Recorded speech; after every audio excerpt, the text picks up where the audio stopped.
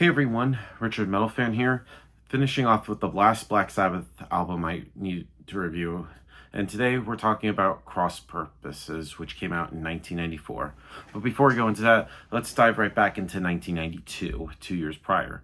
Here, of course, with that the previous album, Dehumanizer, they got the Mob Rules lineup being, of course, the late great Ronnie James Dio with the Tony Iommi, Geezer Butler rejoining the band, and of course Vinny Appice.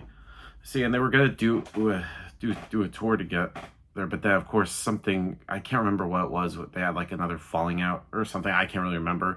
But I remember there was a time where I think, of course, at the time the late Ozzy Osbourne was gonna open up for them, but Dio didn't really want a part of that, so he left the band. And during that time, they had briefly had Rob Halford from Judas Priest filling in, and I thought he was a great choice. And there was a period where, of course, the OG Sabbath lineup, of course, Bill Ward was going to play with them at the time, and around 92 to 93. But then, of course, I don't think Bill was going to stick around. So on Cross Purposes, we have this guy named Bobby Rondinelli playing the drums alongside with the Tony and Geezer, and of course Jeff Nichols handling the keyboards. And of course with this album, it has the return of Tony Martin on vocals, which some people have mixed feelings about it. I do too, especially with this album.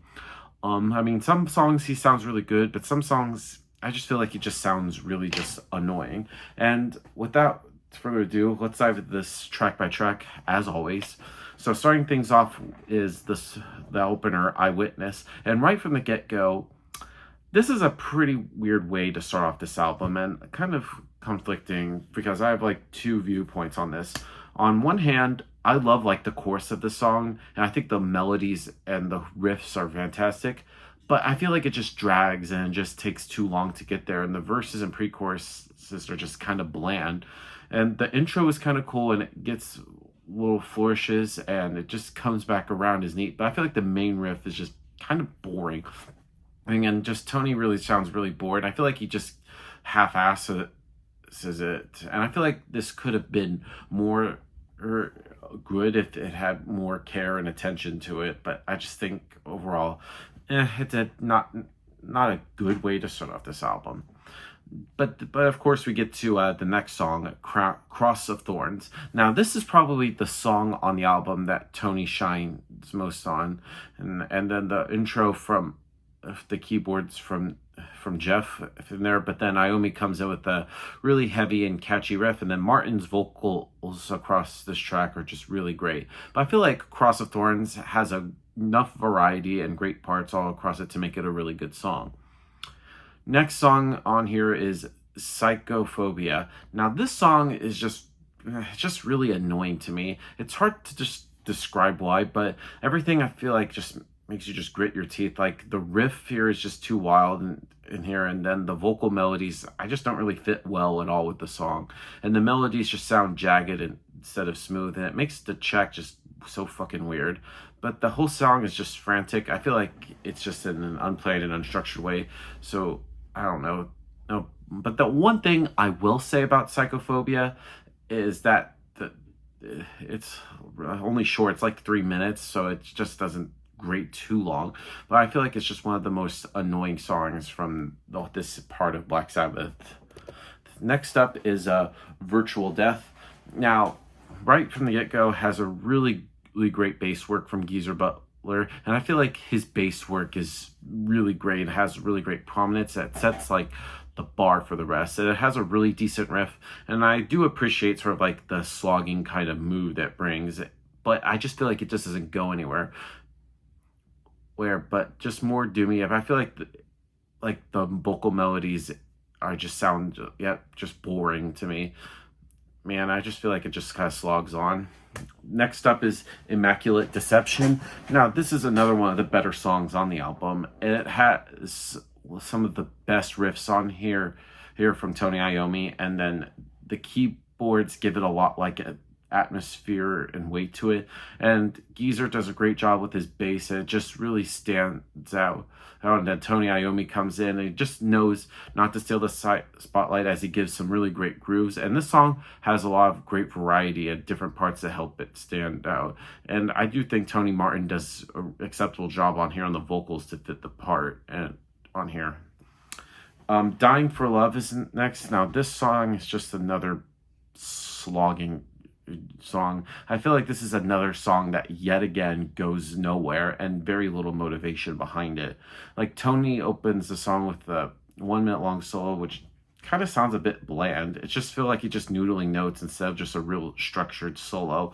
And then Geezer's doing his best to hold the song together, and I feel like it just overstays its welcome. But another bad song. Back to Eden is up next. Now this song has some riffs that maintain like a great metal grit, and of course the drumming on here is really great from Bobby Rondinelli. We channeled sort of like something, of course, that nothing like Bill Ward or even Cozy Powell does. Next song on here is The Hand That Rocks the Cradle, and has a really kind of like light riff, and the keyboard complements it pretty well with that on this introduction. And then the main riff comes in and it's an absolute killer one. Probably one of the best riffs that Tony Iommi comes up on this album. And then the drums come forward, gives it a nice groove, and there's an eerie atmospheric part after the chorus. And then once Tony Iommi starts his solo, it literally just keeps going until it fades out, despite like the transition parts. Next song on here is Cardinal Sin. Now this, in my opinion, is probably without a doubt the best song on Cross Purposes. The intro gives it very kind of like annoyed kind of doomy feel to it, and then the keyboard sort of accents it. It just feels like it's just a monster to wake up to, and then the keyboards across the main melody just match the riffs that Tony Iommi does. And then Tony Martin comes in with his kind of vocal style. It sounds very theatrical, and the melodies that match it, and he gives like a vocal performance that kind of leaves an air of mystery. And this song picks up midway through, and it has a great riff that is more kind of like up front. And then we close things out with Evil Eye, which is actually a neat closer. And I heard like this song is actually co-wrote by the late great Eddie Van Halen, though it doesn't feature like him actually doing any soloing. I don't know how he contributed, but I just know it was co-wrote by Eddie Van Halen. Now overall, Cross Purposes by Black Sabbath is an okay album. It's not great by any means, but it's good. But of course, this last album to review of Black Sabbath, so now I've reviewed all their albums. Of course, they released another album in '95, Forbidden, then did some one-off reunions sporadically with the OG Sabbath lineup from the 70s. These went on hiatus for a few years, got back together in 2010, 2011, did their last album ever, 13, went on their last tour, 2016, 17, and then of course last month did their last ever show together as the OG lineup. And of course a few weeks later we lost Ozzy Osbourne. So as final words for this Black Sabbath discography review, just thank you Black Sabbath for the music as always, and thank you for just inspiring so many great bands, because without you we wouldn't have metal at all. So thank you Black Sabbath, and thank you guys for watching, and as always, keep it metal.